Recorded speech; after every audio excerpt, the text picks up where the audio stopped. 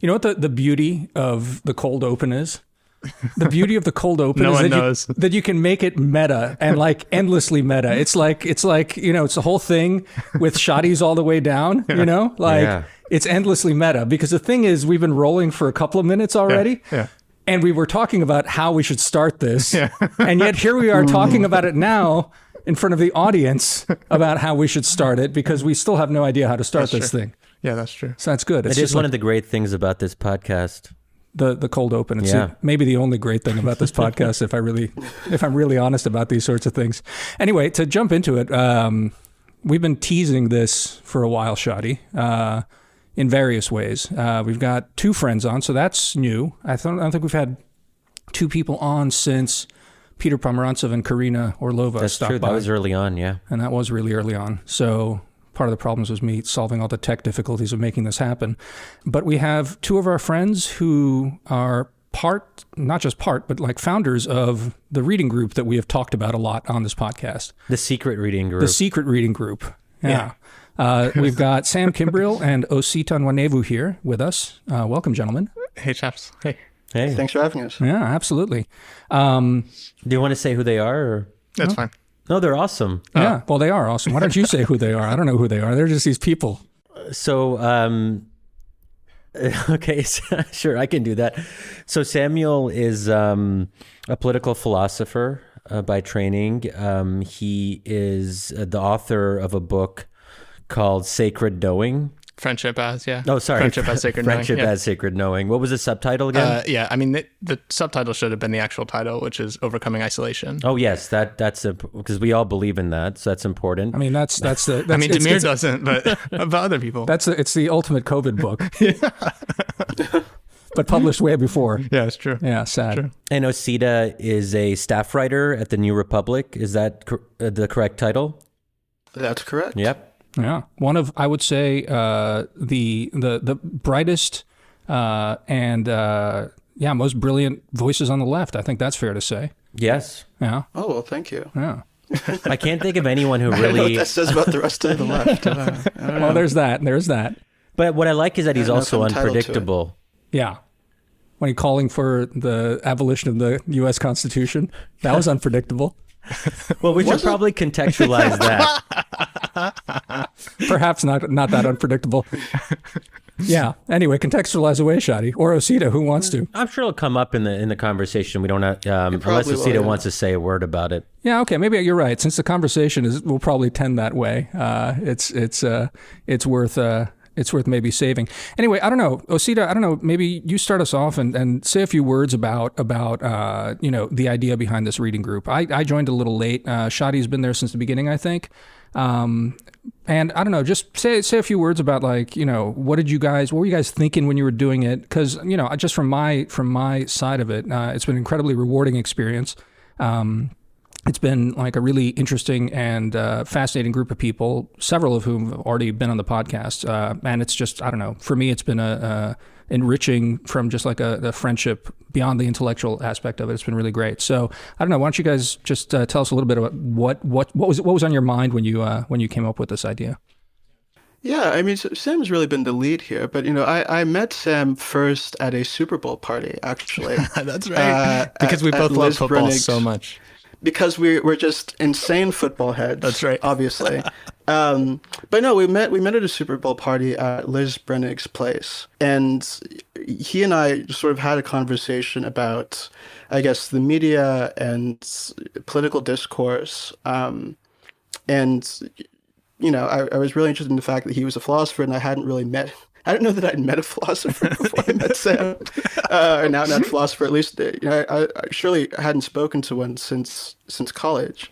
But we were talking about how exhausting political discourse can be and sort of the craving that each of us had to have deeper conversations, more meaningful conversations about political issues and ones that were informed by, academic literature and old-timey philosophy. And wouldn't it be great if we could have a space and other people could have a space where they could engage subjects that are on everybody's minds on a higher level than we typically do in our day-to-day political conversation.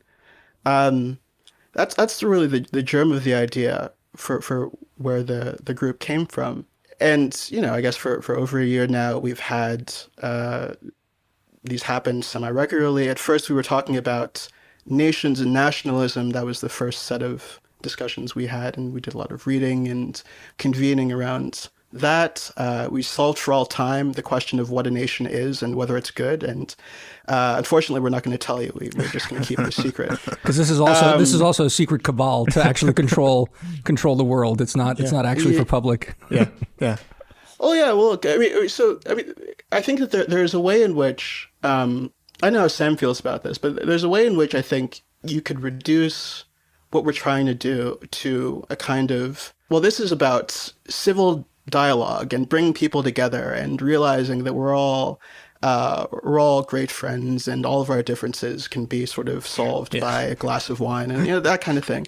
And I don't really believe in any of that. I just sort of think that in order to get to the heart of certain ideas, it's important to tug at them from different directions, and convening people who don't agree can be a useful way of doing that. The point isn't necessarily to get everybody to agree.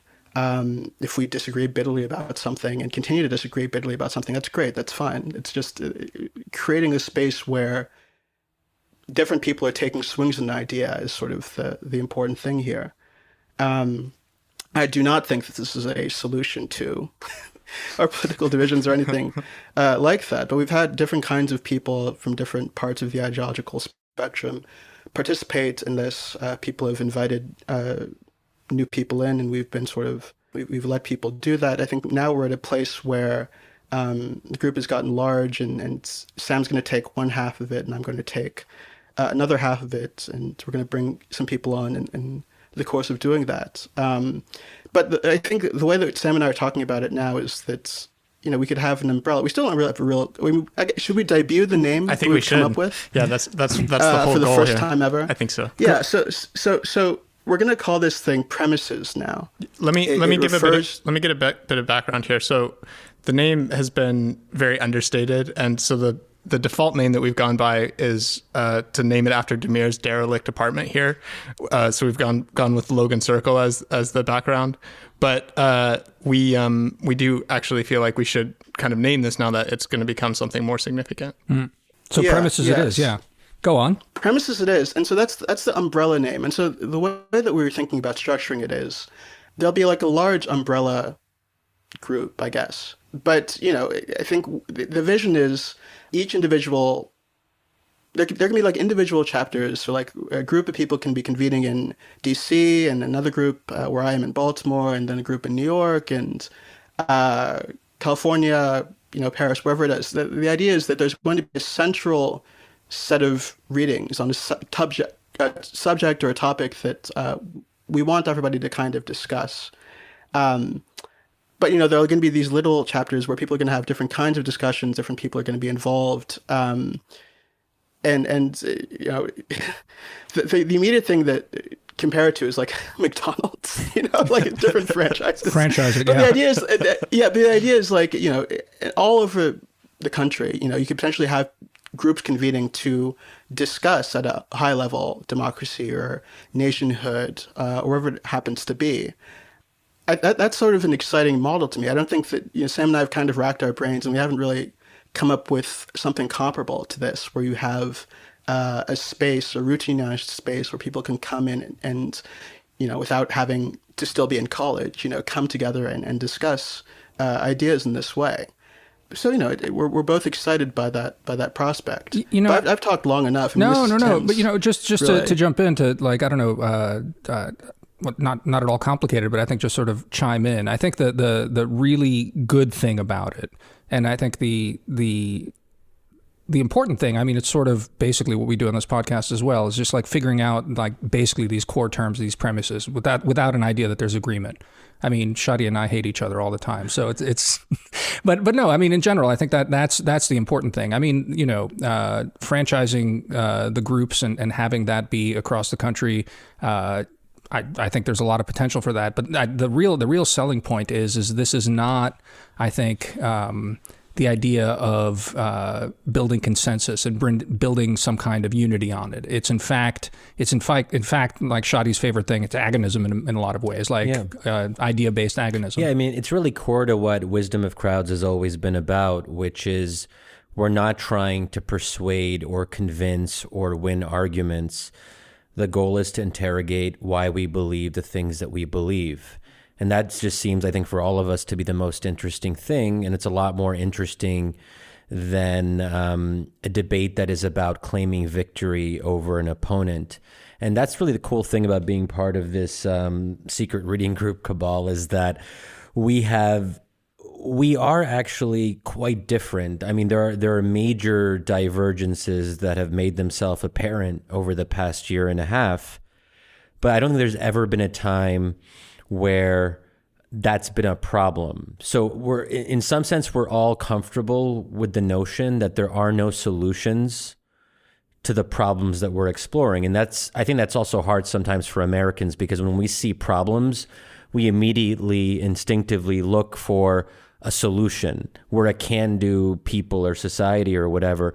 But I think the much better approach is to say some problems don't have solutions, and that's okay, and to sort of suspend that. We can be in this kind of perpetual suspension of not having a definitive answer to a question, and never once has it kind of devolved into argument or anger or people not wanting to talk to each other again. Maybe just we're really lucky that Sam and Osita were able to pick people who they knew were just very respectful. But I think that it's possible to be civil without seeking civility or consensus in the way that American commentators talk about it. Like, if only we can come together and agree and be fluffy and all of that. No, we can be respectful, but we can really hold true to profound differences in how we view first principles. So, I mean, Sam, where do you come at this from? Like, where's your background? I mean, I really wanted to at some point just throw in that Mel Brooks joke about the stand-up philosopher. Remember that one? I think History in the World Part 1. Did you bullshit today? No.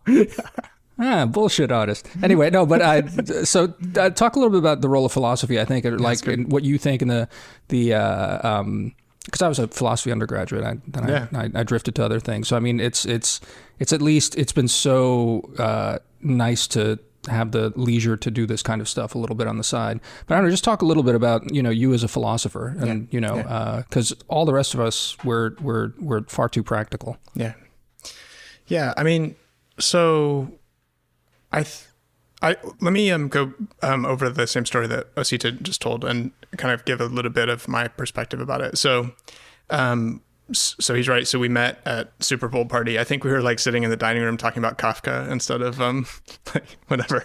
And I've had this sense for a while that disciplines like the ones that I trained in have a lot to say about the kind of direct pressing issues that we are facing as sort of societies and people, and have a kind of skill set which is at least submerged in places that people from the outside don't recognize outside the university.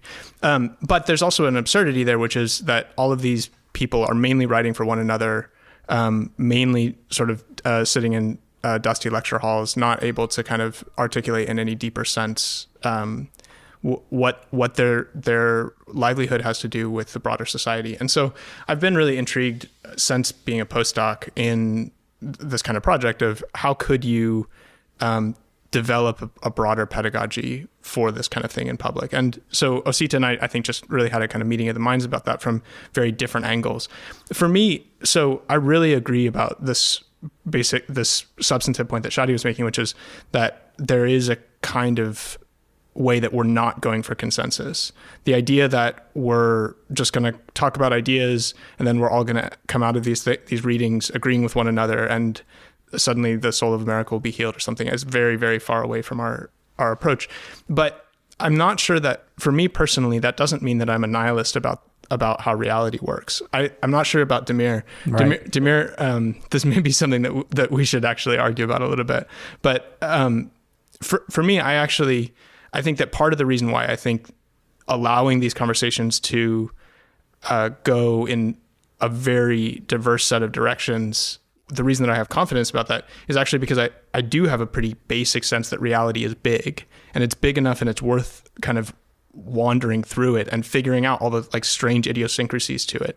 And I should say, so I lived the first 9 years of my adult life in Britain, and moving back to the States, this has been one of the principal things that has been really shocking to me is the way that Americans kind of go for consensus and for smaller rooms as quickly as possible. And I'm not actually totally sure about why that's the case. I wonder sometimes whether it's because it's such a big country and we do have so many diverse opinions that people sort of shelter in small communities in a way that they, people that already think like them and feel comfortable, and then just don't have a strong public ethic for how they come together.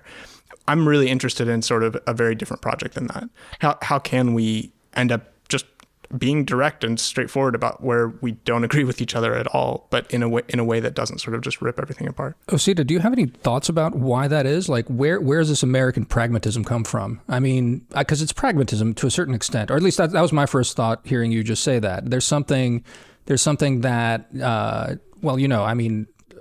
it's pragmatic to get along on these things, basically. It's pragmatic to come to consensus, even if it's not like a deeply considered sort of, Damir, maybe we want to come to consensus, but I don't think Americans are particularly good at actually doing it. So there is this kind of aspiration that I think people talk about it a lot, but when you actually look at our public debate, it's pretty rambunctious and raucous and people arguing, and in a way that I don't know if we necessarily see to the same extent in certain countries in continental Europe where, first of all, there isn't as much of a sort of a culture of kind of free association, civil society, where people are kind of just political and media entrepreneurs starting their own publications, their own online outlets, podcasts, not to the same degree as the U.S. So the U.S. has this increasingly and incredibly diverse space where people are arguing very vociferously, and a lot of people say they want consensus, but actually what they're doing is kind of contributing to this very almost like this wild, free for all. The podcast world, I think, is sort of like the Wild West in a way, but also I think Clubhouse is the new emerging medium where everyone's just kind of doing their own thing. And it's no surprise that Clubhouse is most popular in the US. It's gaining in other countries in Europe, but it's still not, still a long way to go. And that's perhaps because these social media platforms are starting here. But I think there's a kind of tension there between like how we want to be pragmatic and get along, but we're actually not getting along. Well, Osita, I'll let you jump in a second. Just maybe one other as you react to Shadi. The thing that also came to mind as Shadi was just describing this is the fact that, the American Revolution, the rest of this is pamphleteering as opposed to book writing. It was a profusion of pamphlets, and a lot of this rambunctiousness comes from a certain kind of, I don't know, is it a shallow approach to it, like a more sort of vituperative and yet like less grappling with things? I don't know, Osita, what do you think?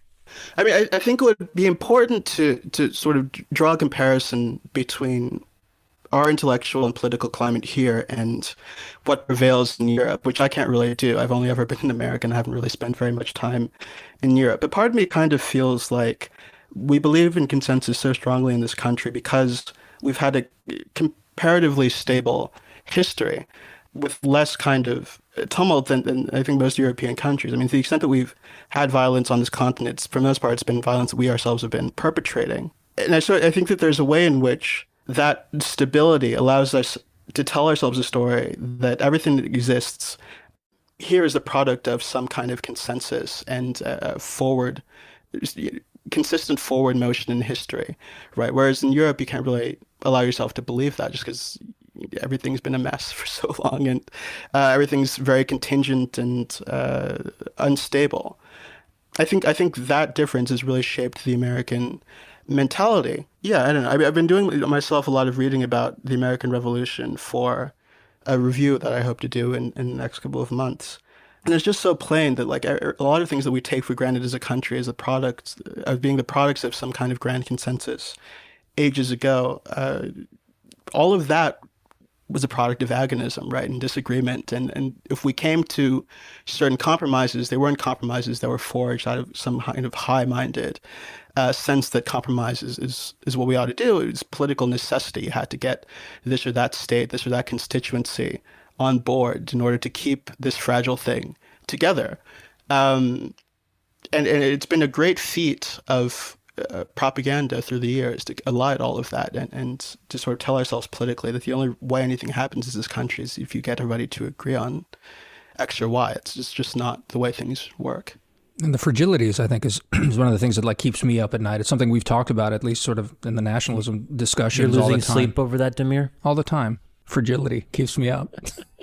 Well, look, I mean, also it's reflected in the name of our country. And I think Ann Snyder said this once where there's only like 2 or 3 countries that have the word united in their name. We're one of them. Oddly enough, one of the others is in the Middle East, the United Arab Emirates. There might be a third one, but I can't remember what it is. But it does say something. It's United Kingdom. Oh, It's fine, Shadi. It's cool. oh my God. Wow. I forgot about that one. Yeah. Go on. Oh, Dig yourself out of that that's one. That's You all went I to have to graduate say. school there. That's really all I have there. But I mean, No, but the fragility thing is, and that question of consensus and stuff like that. I mean, I guess for me, it's one of the things that is most remarkable about this country is that, and I mean, when we were talking about, and when we were talking about nationalism, it was like, what is it that keeps this country together?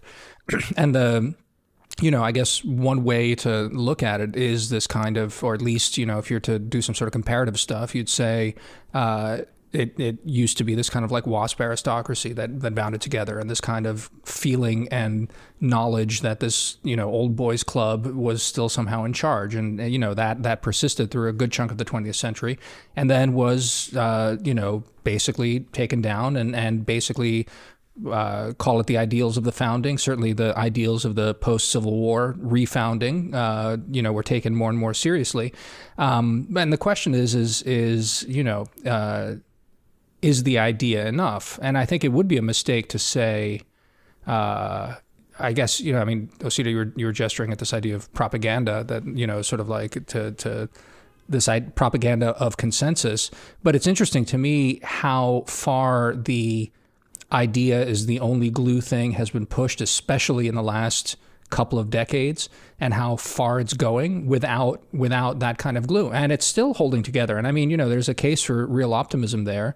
And this gets back to the whole sort of, you can still have a glue through the kind of conflict. But I don't know, Sam, I mean, like, say more about this idea. What struck you as the difference between the United States and Europe? I mean, this approach to ideas, this approach to philosophy, does it have something to do with that Americans approach it still somehow differently, like in a more clipped way, in a less whole way? And maybe that's a better thing than, in fact, how the Europeans do it. I don't know. I mean, to Osita's points about it as well. Go on. I mean, so when we were setting this thing up originally, and, I should say, I mean, our intent was initially about DC specifically. So it was a kind of sense that there are a lot of people here who are very interested in a much broader kind of conceptual world than the one that they get at their day job at a law firm or on the Hill, or working at a magazine. And so figuring out how we could develop an intellectual project where that outlet could operate in a certain way felt really productive to us. But one of our explicit ideals was the kind of circle around Hannah Arendt in the 60s. And one of the things that we liked about that context was, well, for one thing, it's interesting. I mean, how many of those people were emigres from Europe and specifically somehow being dispersed from the Second World War? So there's already like a really fascinating European versus American contrast operating in that context. But one of the things that we really liked was the sense that it was one of the places where we could look where the mode in American discourse was exploratory rather than didactic. So for me, it feels like there's a very, and maybe Shadi and I will argue about this a little bit, but it feels to me that there's actually a kind of problematic Protestantism that runs through a lot of the American project, where people have a kind of moralizing and sort of very propositional ethos to them. And that shows up in a lot of very secular ways now, but it seems to me that it has this kind of deep kind of Protestant root to it. Damir, when you were talking, the contrast that I think about a lot is between a society that's built around will versus a society that's built around exploration or inquiry. And there are many examples, I think, of both types of societies throughout history. What's striking to me is how few Americans can remember what it was like to live in a society of inquiry, but they have these longings for it. So this idea, this emphasis on ideas, like you're talking about, doesn't have what I think of as like a kind of a natural rootedness that's flowing into it. It doesn't have this sense of a kind of background community that has this broader sense of exploration to it, but we know that we would like it if we could get it. And so then we keep trying to fabricate Just it. unpack this idea of society of will. I've never heard that before. And like, how does that apply to the United States? It's just so orient me and presumably a couple of listeners who... Yeah. So that's good. So this is a kind of scheme that I've thought about a lot in reading Thomas Hobbes. So Hobbes' view seems to be that the primary driver of human action is desire, interest, kind of getting what's your own. And so his main question that he asks in political philosophy is, how do we, since that's basic, since people just are going to have swords out for one another, how do we develop in such a way that we can limit some of the worst and most catastrophic effects of that kind of situation? And it seems to me that America has that view pretty deeply in its bones, actually. We're more interested in how we organize violence than how we would achieve a kind of... we're more interested in how we would organize violence than being confident that there would be something that we could actually achieve in a more harmonious level. And it's a real contrast with some of the texts that we've been looking at in this group recently.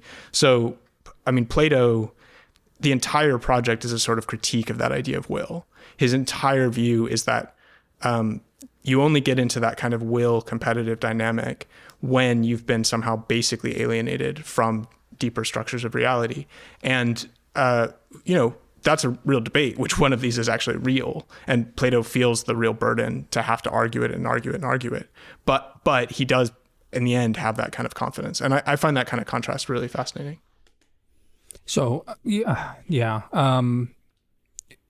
But interesting then that the attitude is, so Protestantism maps onto Hobbes. Yeah, I think so. It's probably the other way around. I mean, I think Hobbes sort of like lives in that world already. Interesting. Osita, how do you approach religion?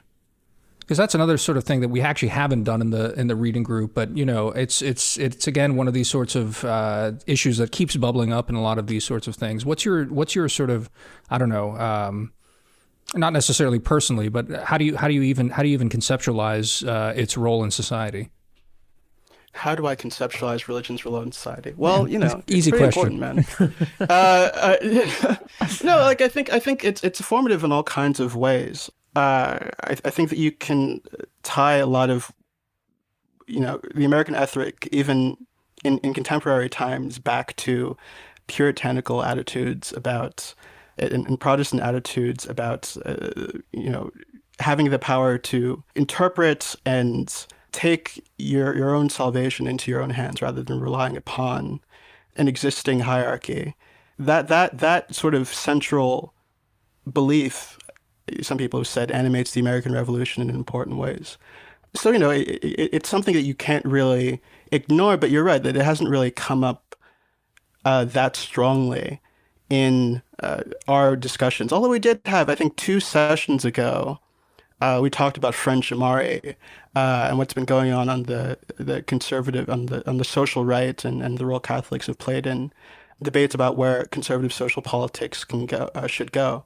It's always sort of there. I think even now people tend to overstate the extent to which we've disconnected ourselves from religious politics. As I said in that discussion, I think that that understates the role religion still plays within the Democratic Party. And amongst liberals, we have this sort of revived religious, there are a lot of left people now who are coming at socialism and bringing America in a more progressive direction from a religious place and using religious arguments to, I guess, undergird their secular prior. So all of that is still live and active in our politics, even if it seems like we're becoming a more and more secular country. Even I think some of the secular ideals that we cherish, at their roots, have origins in religious debates centuries ago. And I think this reading group has been a reminder to me that even when you don't talk about religion, you're talking about religion. I mean, just speaking for myself, even if I'm not explicitly talking about God or religion, a lot of what I believe is somehow related to that. And it may not always be obvious to the listener or the reader what my starting premises are, but if I didn't believe in God, if I wasn't Muslim, I think a number of my views would be significantly different. And that's it's interesting to kind of like dig a little bit deeper, and I try to do this sometimes on the podcast. I mean, we talked in our last episode about theodicy, and the reason we talked about theodicy, i.e. the problem of evil, is because it came up in our reading group. And I made some dismissive comment that I didn't really say as much as I probably should have said about it, that Islam doesn't have as much of a problem with the problem of evil as Judaism and Christianity do. And I'm sure that there would be Christians and Jews who would maybe disagree with that in some ways. But I think the problem of evil, which then relates to free will, which then relates to accountability, and accountability is a central question in democracy. I mean, how you view free will and accountability will affect how you view the question of democracy. Right. And I mean, this sort of gets us to the crux of the matter, which, like, what we're dealing with right now is in the group is sort of the question of democracy. I'm sure you guys haven't had a chance to listen to that, but that was a weird place that Shadi and I ended up last time, which is basically, this question about, again, my cynical approach that you were alluding to earlier about a lot of these things, echoes very much, stuff that Luc von Middelaar has written, and stuff that what's his name? Inventing the People. Edmund Morgan has also written, which we did read in the last session, about basically how the story of democracy is one that is actually constructed based on the back of some pretty raw politics. But the question of theodicy, if I remember correctly, Shadi, came up also because of this belief in democracy. And this sort of gets at what we were just getting at about the role of religion in this country and the sort of founding. That's not just in this country. I mean, it's expanded to the broader West, that this, one could say there's a faith system around this concept of democracy that, and a whole morality that flows out of it, that has all sorts of implications about how we, structure our societies. Part of the theodicy argument was the argument that we were having about populism. Ultimately, it's because there's how could it be that a democracy could yield negative outcomes if democracy itself is the good? And that's the sort of the question that I think not explicitly, but Germans themselves have been dealing with since the end of World War II, with all their restrictive anti-democratic measures within their societies that they have. And the analogy with religion is, in a world where God is watching us, how could he allow for this degree of suffering? So then you have a godlike arbiter in Western democracies. And in Germany, they have something called, I always forget the name of it. It's like a long German word, but it's basically the Federal Office for the Protection of the Constitution or something. And they're sort of like a godlike arbiter that decides that if there is too much bad outcomes through the democratic process, they can then use their extraordinary powers as this overseeing institution to block those outcomes. I don't believe that God should interfere and stop suffering for complex reasons, but briefly, if God stopped individuals from committing bad acts, that would undermine the whole system of accountability that is fundamental to the idea of religion, because how can you be condemned to hell, or how can you be rewarded with heaven if God is stopping people from acting according to their own free will? So let me say a couple of things about this question about religion. So for me, one of my primary areas of interest and the place where I read a lot is in late antiquity, because it strikes me as I'm very interested in these periods when there are wildly diverse views that are kind of having to come into contest with one another in some way or other. And one of the things that strikes me about that period is that our division between secularism and religion is very parochial, actually. So the way that I think most societies have recognized, or a number of societies have recognized this kind of situation, is that there just are really difficult questions about existing. You end up waking up into this place. It's very confusing. You are very confusing. You're not sure what life is about. And then the process of trying to figure out how you sort of pull together a life has felt like a very pressing need to many, many societies. Now, we're in a period where we're able to assume a lot of resources from previous societies that have asked these questions in various ways, some of them religious, some of them more secular and technocratic, and have built up a kind of reserve. What strikes me about what you were saying about populism and democracy is that we're finding ourselves assuming a lot of resources, but having very little idea about how we might replenish them. It's unclear to us what the process by which you would sort of come to conviction about how you should live in a different way might be. And I think that goes to the stuff that you're talking about, Shadi, which is that one way of thinking about human action is to have like a very strong accountability structure about it. And that's a way of reading what you are, what human action should be, what society is, and also what the cosmos is in a certain basic sense.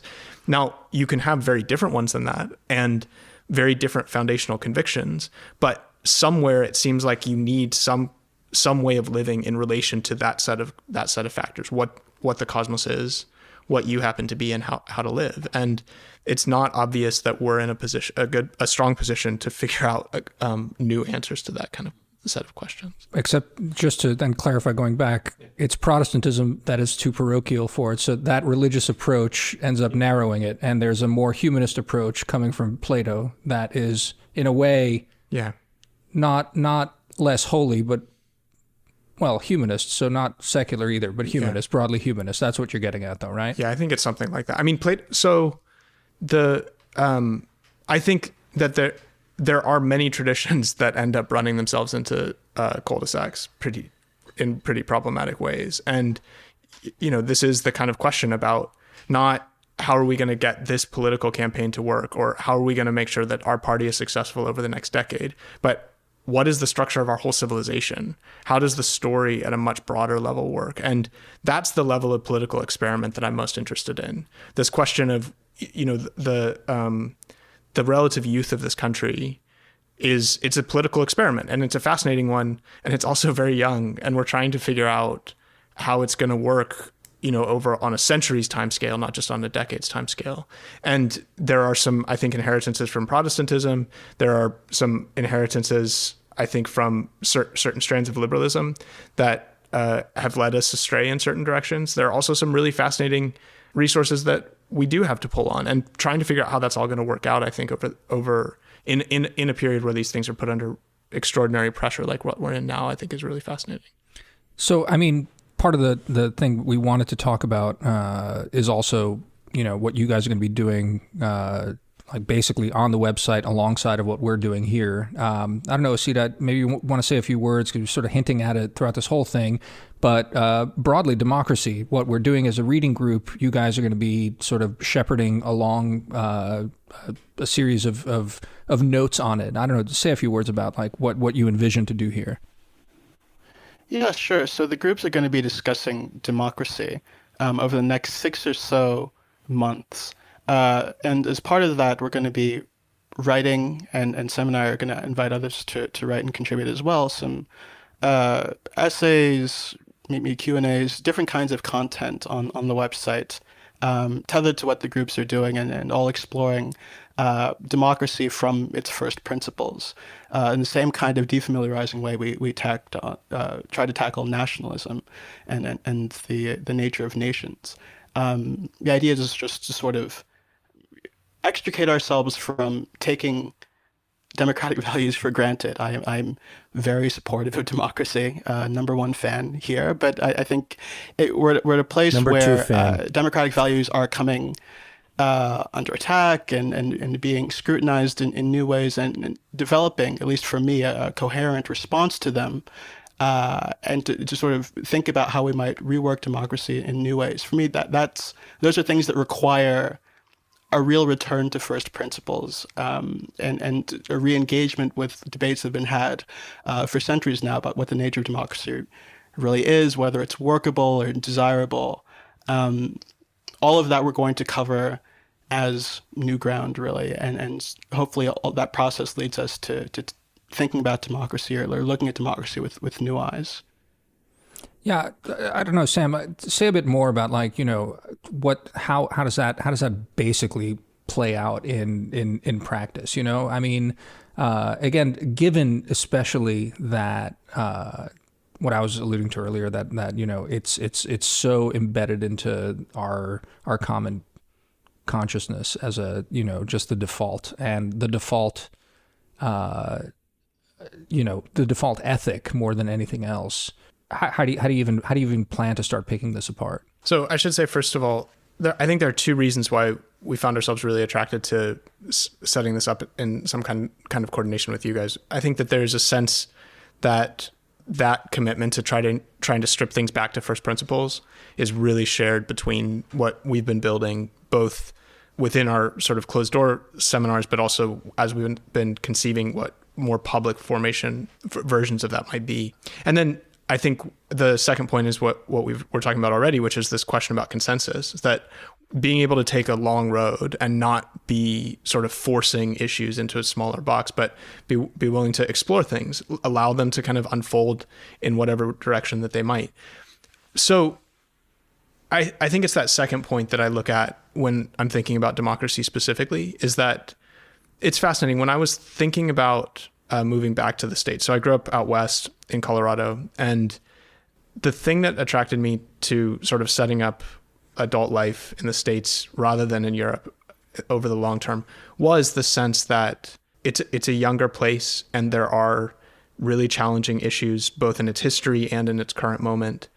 But there's also an ethos of being willing to explore and to risk in a certain way, and that's partially a function just of where it is in its history. And my sense is that there is an ethos in certain places in America that knows that there are features of reality that are worth exploring, and that those features are more fundamental than simply having your faction win in a certain respect.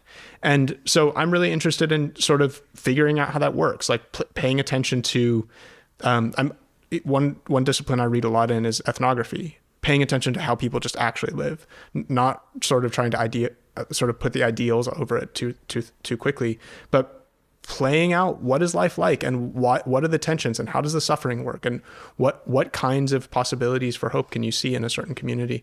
And it may be that we're at a place where the broader sense of worry about democracy is acute enough that we're becoming more.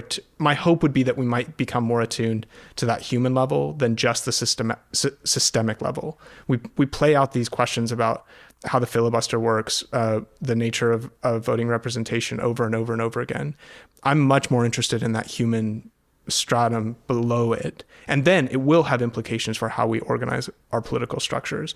But until we get more attentiveness to that human structure, I think that we're going to end up finding ourselves without many sources of inspiration at that point. And this reminds me a little bit of what Bruno Machias had said when he came on the podcast a couple months ago, that history ended in Western democracies except for in one country, and that's America, that we are in some sense untethered to the world as it is. There's a kind of fantasy and dream politic that Americans indulge in and are still open to.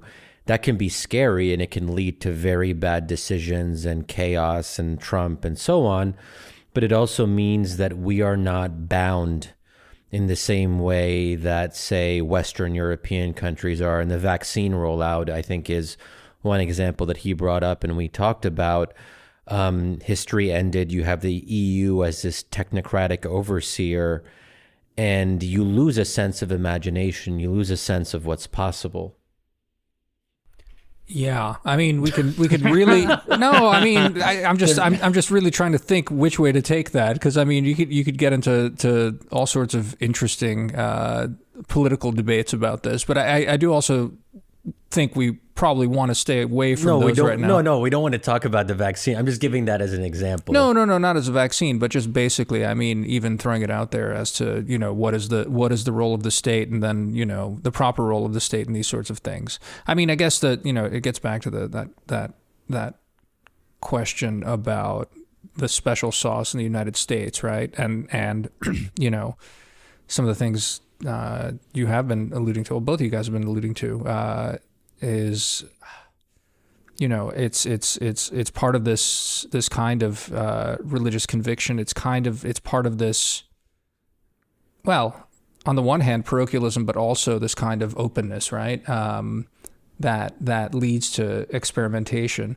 So I don't know exactly how that maps onto political preferences, basically, and like the role of the state in actually doing some of these things. I mean, there's the obvious sort of dumb libertarian argument that obviously, these things sort of what do they call it, emergent order or whatever it is that they talk about, and invisible hands and the rest of this. But then there is the other question of the failures of the overweening state in all of this, and ultimately, basically, even the role of the nation state. I saw our friend Nils Gilman wrote an essay saying that in Noema magazine just came out, saying that in fact, the very idea of the nation state is completely becoming outmoded, that the problems are too big and too small at the same time. So it's just completely useless. And even went so far as saying that the problems of populism are the fact that, the demos is becoming frustrated with the inefficacy of that sort of middle layer, so that we need to devolve up and down at the same time. I mean, this all slots into this question of democracy, and again, this sort of faith that we have in it. I don't know, Osita. I mean, as a man of the left, where do you even start tackling these sorts of things?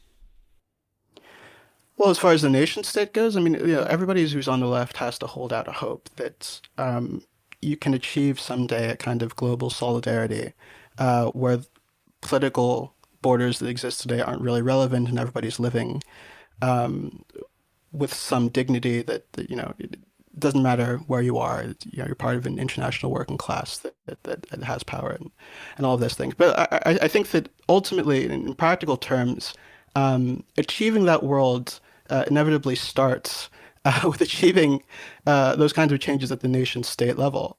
And so one of the big questions for the left now is how do you offer a critique of the American nation in ways that allow you to be politically functional, right? I mean, you were talking about the extent to which we believe in experimentation in this country. There's kind of like an openness to new things. I really take the opposite view. I think that we are astoundingly stuck and set in our ways. I mean, you said at the beginning, I wrote this thing not too long ago about abolishing the Constitution and replacing it with some other order. People are very scared of this idea and react very strongly and emotionally to it.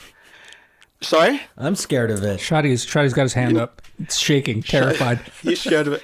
But look, I think it is striking, given how radically we came into an existence, how tethered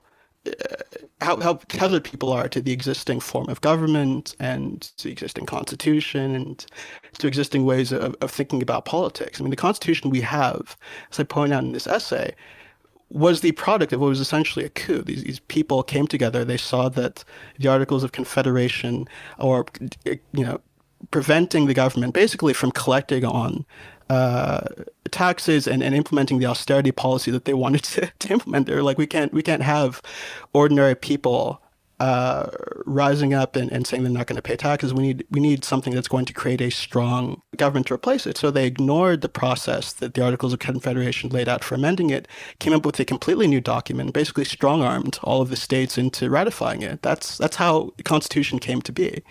And so for people to react kind of emotionally and so strongly to the idea that we could basically do the same along democratic values and replace the Constitution we have with some other document someday or some other kind of order. I think that tells you how afraid people can be in this country of really reworking things and going back to first principles, in part because I think it was Irving Howe who said this. I'm not really sure, but I think it was him. He, his prominent, famous democratic socialist and critic said, one of the reasons why we haven't had a robust left in this country is because people believe the revolution already happened, right? We settled all of the main democratic questions and created this sort of ideal order at the very beginning. So everything else is superfluous. Nobody's going to listen to you if you say, well, actually, we haven't really done anything. The revolution hasn't started. We need to completely change everything. I think that's generally true. I think that Americans believe that they have developed the ideal political system, and we're just going to have to solve all of our problems working through it from here until the end of time. And so the challenge for the left is, how do you challenge that perception and level critiques of the existing political order and American history in a way that doesn't just sort of turn people off and in a way that keeps you politically viable. And that's a very sort of, it's not like a high level question, but it does speak to sort of this high level concern that Sam was kind of talking about how do you open the door to inquiry, and how do you create a kind of intellectual environment where people are capable of thinking about things in an abstract way. And it's really hard. Like I'm not a believer, as I said at the very beginning, in this kind of model of civil discourse that gets battled around, where you assume everybody's a rational actor and open to argument, and if you make the best argument, that's going to win, and people are going to agree with you, and that's the process of deliberation by which progress is made. I really don't believe in that at all. I think we have a society where different coalitions assemble on the basis of their interests, and some win sometimes and some lose other times. And that contest is one the left is going to have to win, not necessarily by sort of abstract arguments, but it is going to be important on some level to break through emotionally and kind of break up the kind of attachment people have to the existing order of things in this country. So I have a question, Osita, and maybe we should actually have an episode at some point about whether the Constitution should be abolished or changed significantly, and that could be like a fascinating conversation at some later point. Maybe it'll come up in some of these democracy essays that we publish. But I guess, and this is where I maybe don't have the courage of my own convictions as someone who claims that they're an agonist and I'm comfortable with conflict.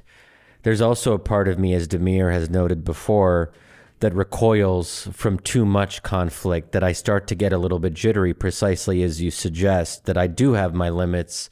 And I'm wondering, Osita, like, where do you, because presumably if there was some effort to completely rethink our relationship to the Constitution, or perhaps even replace it with something quite different, that would, it would presumably lead to quite a bit of divisiveness in our country, and it would intensify conflict in a way that I think would be frightening for a lot of people. What would you say to that? I mean, how much conflict, how much divisiveness are you willing to tolerate? Also, let me just sharpen that question just a little bit, because it's related. I think you rightly noted that it was founded on a coup. I think most states are founded on coups like that and then papered over with narratives around it.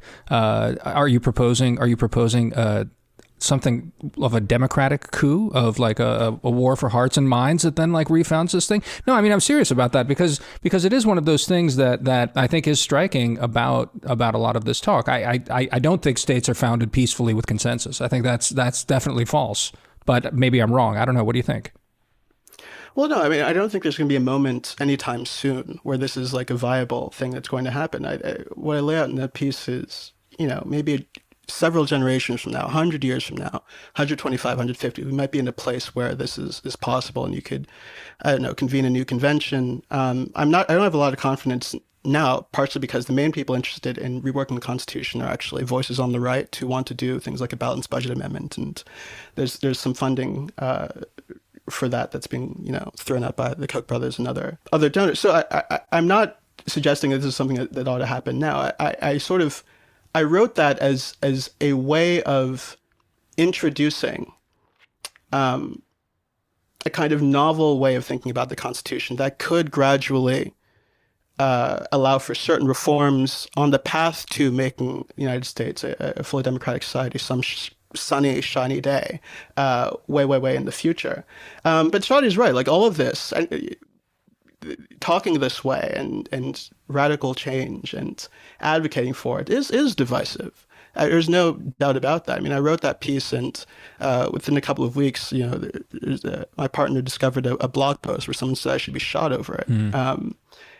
So I don't I don't deny that this is divisive. But look, I think anything that is worth doing, anything that we've regarded as positive steps this country and liberal society have taken, all of that has been extremely contentious. And I think we're better for having taken on those challenges and sort of gritting our teeth and accepting conflict as the price for making all kinds of progress. I think you have to be willing to do that if you're somebody who has a normative, moralistic outlook about the world. And that's actually one of the core... Just sort of where I land. I don't think there's a way of I should say, part of this is, I don't really see, and this is something we've talked about in the group a little bit, but I don't really see a way of diminishing the tone and tenor of American political discourse and bring the country to a less divisive place. I think there are going to be all kinds of forces over the next century that continue to fracture the country, to split us apart, to make various constituencies angry. This is going to be a very unstable, violent century. From my perspective, and I don't really think there's anything we can do to avoid that. I think the best we can really Wait. Shadi's has to raise a family. Why are you doing this to him? He's scared. No, but it's interesting because one of my main intellectual inspirations, the Belgian philosopher Chantal Mouffe. I mean, she very much argues that progress is an outcome of conflict. So she's probably closer to Osita on this, and this is where I think I should say, I don't think it's the inevitable outcome. I think I don't think it's the inevitable outcome of conflict. I see conflict itself as inevitable. It produces good things sometimes, and sometimes the outcomes of conflict obviously are very bad. I don't see it as... I'm not advocating for a view of the world in which conflict leads inexorably to a better But would place. You say that to have true progress and meaningful progress in the sense you've just described, you do need it's necessary to have some degree of conflict and polarization and divisiveness? I think that's probably fair to say that it's necessary but not sufficient. And we all agree on that, no? I'm hard-pressed to think of a major social change that has not been won without a significant amount of disruption. And in many cases, obviously, violence. And in fact, all rule is underwritten by coercion ultimately. So there's implicit violence in just basically ordering a society. I don't see that as at all actually all that contentious. Yeah, and this is where maybe I think that I'm sort of changing at this point in my life where... As you look to your family and your future and your white picket fence. To be clear, this family doesn't exist, but I mean, I can... No, I think, and this is always the question, that when people who are maybe more radical in their youth and they're sort of thinking about setting roots and having something more stable, they start to lose this interest in radical activity. The taste for blood. The taste for blood. But I mean, I have this preoccupation with boredom. I think there's something appealing about being bored, but not to get into that because, if you guys want to get into that, I think... wait, where did we talk about that? I don't know. Clubhouse, probably. Yeah. Oh, yes. That's not recorded. It's too bad. That was lost to history. Thank God. Anyway. But Osita, do you ever think that you'd want to be a little bit more bored? Oh, I think who wouldn't want to live in a peaceful, quiet, non-violent existence.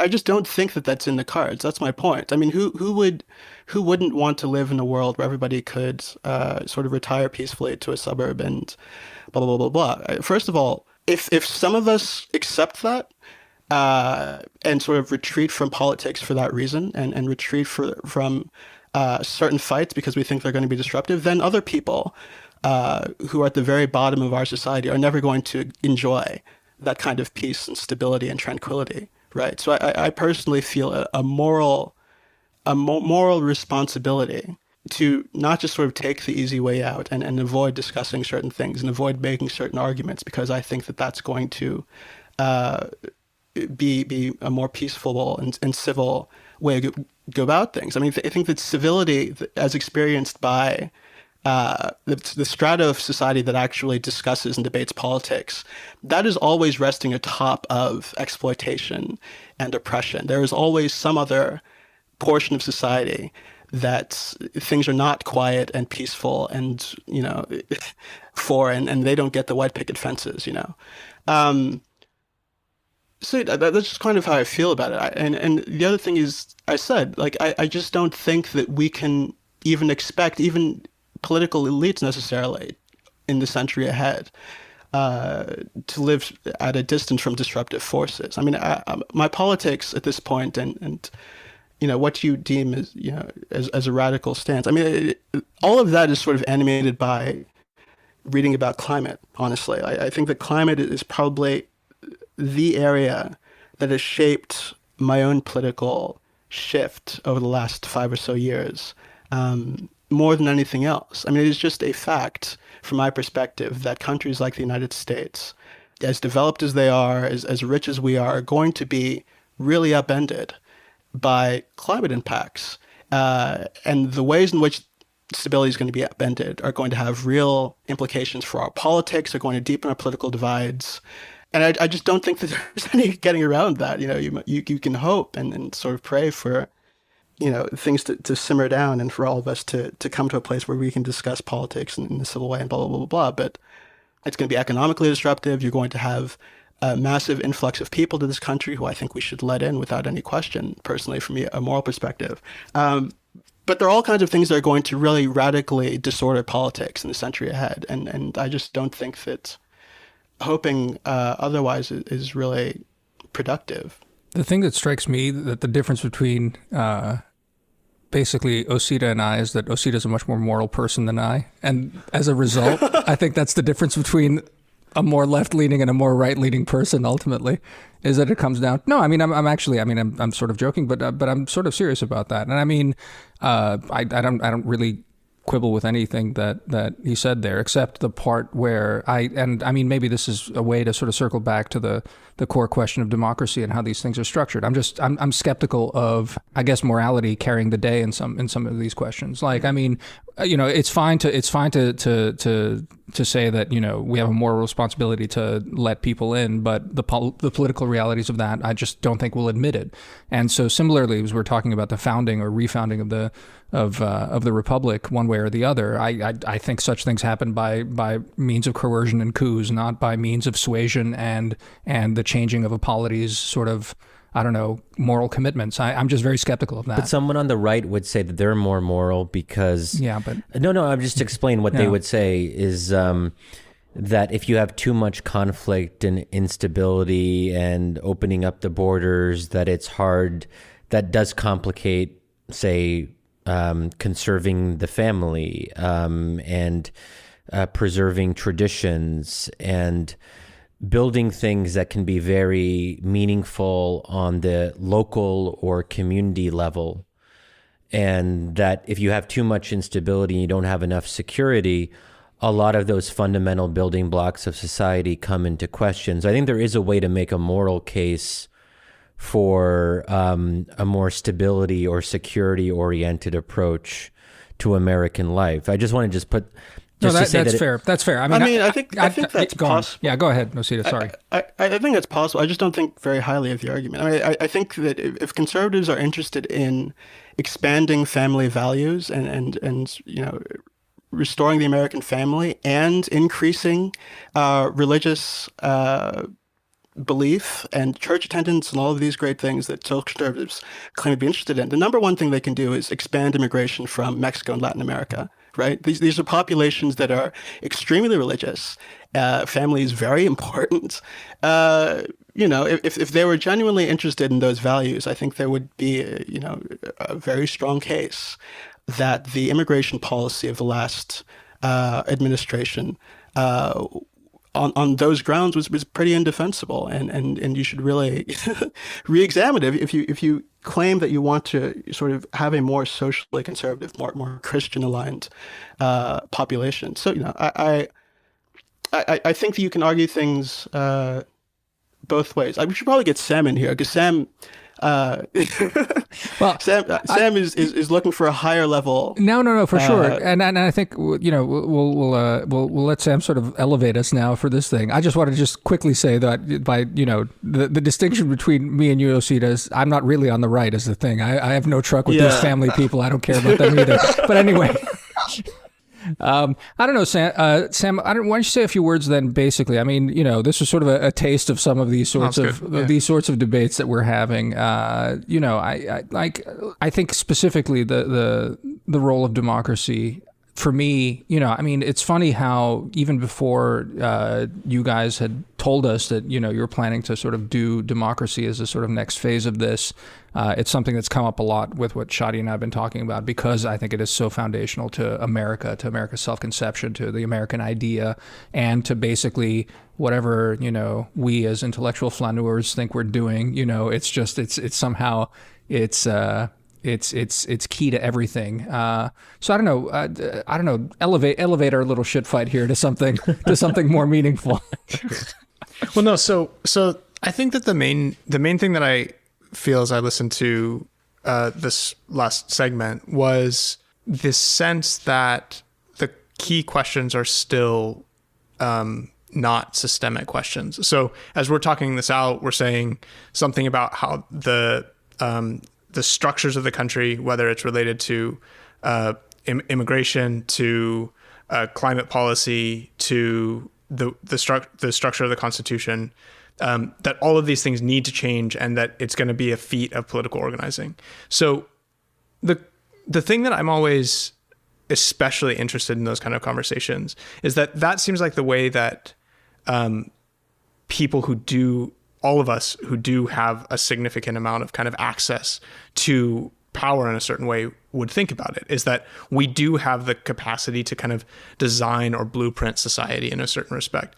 But that's a couple of steps removed from the questions. I mean, and Osita, I'd be really interested in this. So certain aspects that draw me to the left tend to be the ways in which it's attentive to suffering and to things that have been neglected by sort of broader forces, broader sort of social projects as they've sort of run their course forward. And I think that's incredibly admirable about the left. And I find myself very deeply drawn to it. And both Shadi and I were kind of in Bernie circles for that part of our political cycle. And it very much had to do with exactly that kind of feeling. But the part that I end up then usually sort of distancing from a little bit is the sense that the way that this will all get resolved is by a sort of feat of political will by which a new structure can get put in place. And one of the reasons why I tend to be resistant there is that it seems to me that a lot of the acts of barbarity in history tend to happen based upon expectations that we could sort of solve the human condition in a really basic sense. And I think this goes to this issue about democracy that we've been talking about, and sort of the relative success in America versus Europe during the pandemic. The weird thing about the pandemic is that, like, this is the most historically normal circumstance, like, of them all. Like, this idea of disease sweeping across a population is not at all surprising. Like, this happens over and over and over again. And yet we've treated it not like a kind of story about human life. We've treated it like a story about political organizing, that somehow states have been massively negligent in their duties, and that we can play out this this very complicated calculus about which states and which aspects of their political structures actually turn out to have been able to accomplish this thing well. Whereas, I mean, sure, like the question about vaccine distribution, about testing, all this stuff that we went through throughout this entire process, those are important questions. But it's also just the case that this is a very, very normal circumstance, and figuring out what kind of human resources you have in the background in a population to be able to approach something as normal as like sort of waves of death sweeping across a continent, it seems to me a far more preliminary question to these subsequent questions about what kind of political structure we're going to design.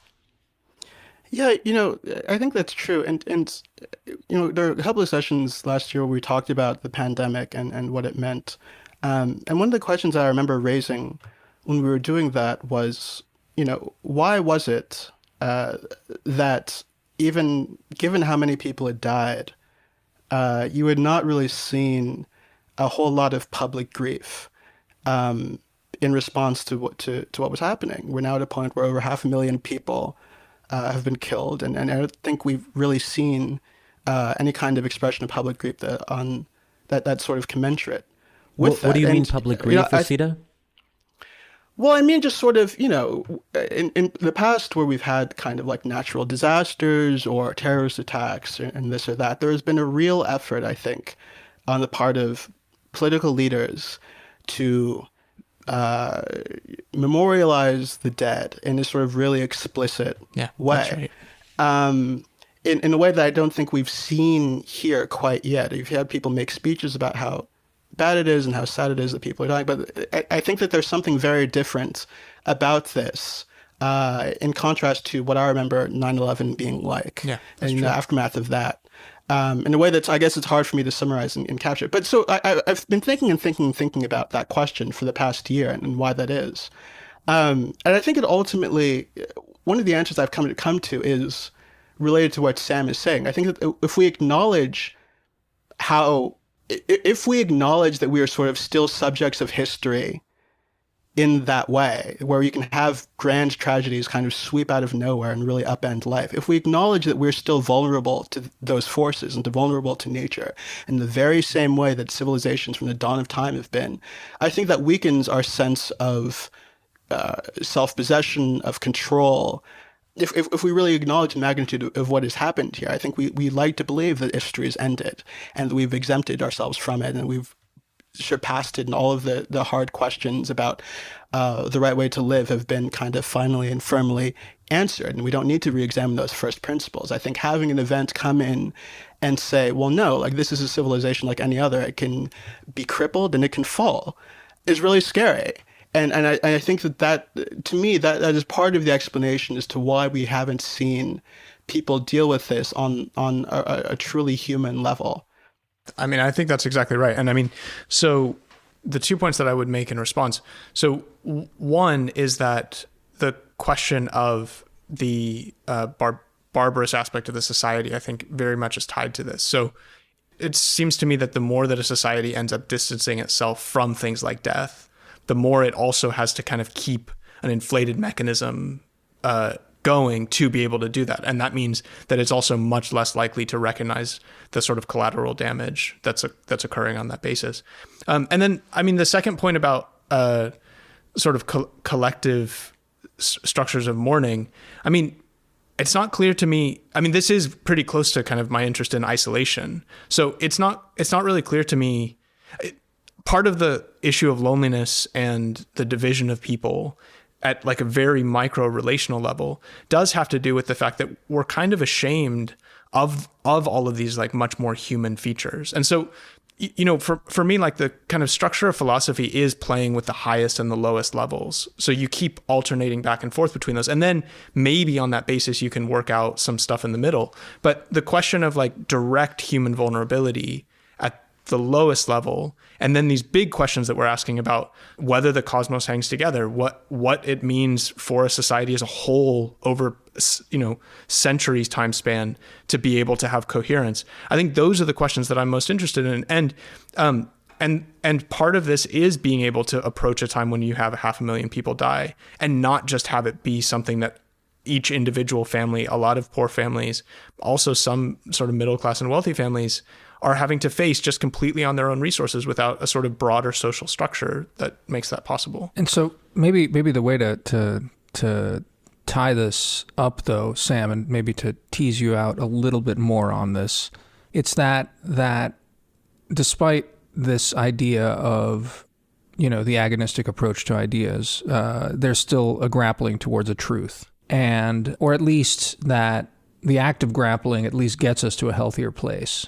That is along the spectrum of truth, like as opposed to an unhealthier place, and that we reside in a particularly unhealthy place in any case, right? Yeah, I mean, so that's a super interesting question. So one of the distinctions that I often think a lot about is this one that several of the Greeks, especially Plato, make between sophists and philosophers. So sophists are people who take reason and then make money off of it. So they just go out and sell their craft in the market, tell all of these big inflated stories, have sort of nice marketing campaigns, and then, as far as we can tell, end up being fabulously wealthy based upon it. Pundits. Pundits in contrast to professors.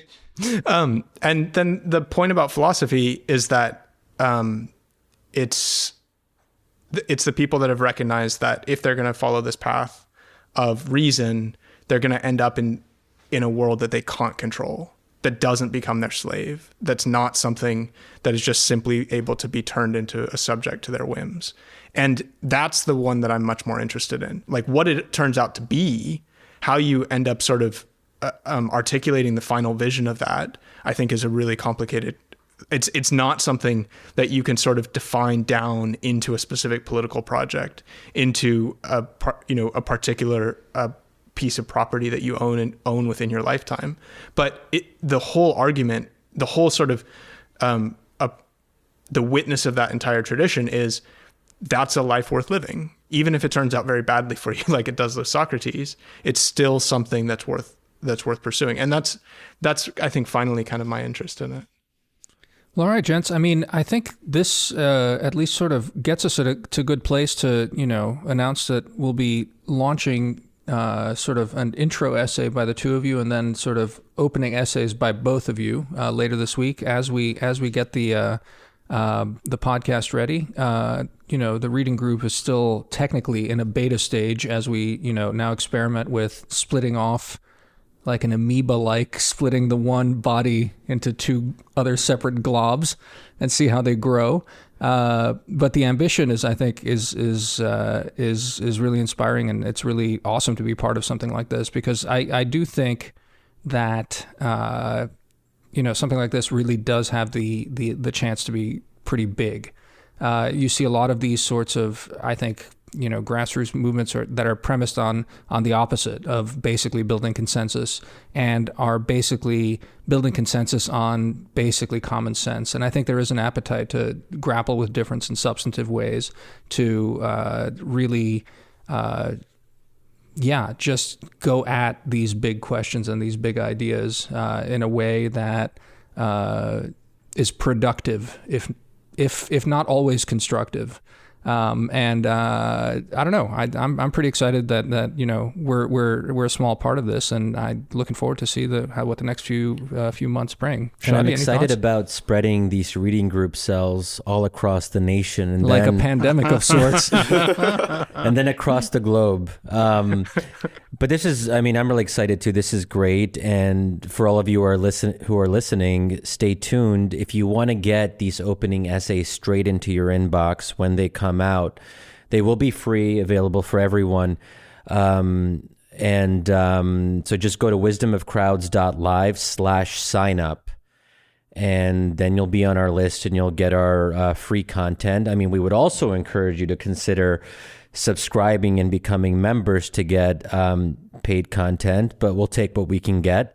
So stay tuned, and thanks so much to Samuel and Osita for joining us. I think this was actually one of the most meaty philosophical and theoretical discussions we've had on the podcast. So we hope you guys enjoyed that. Final word from Damir. No, none from me. Osita, you've been silent. Any parting words from you? I don't think so. I just think this was a great conversation. I'm glad you invited us. Oh, excellent. All right, Sam. Great. Likewise. Thank you, guys. Good night, guys. See you guys. Bye. Take care. Bye.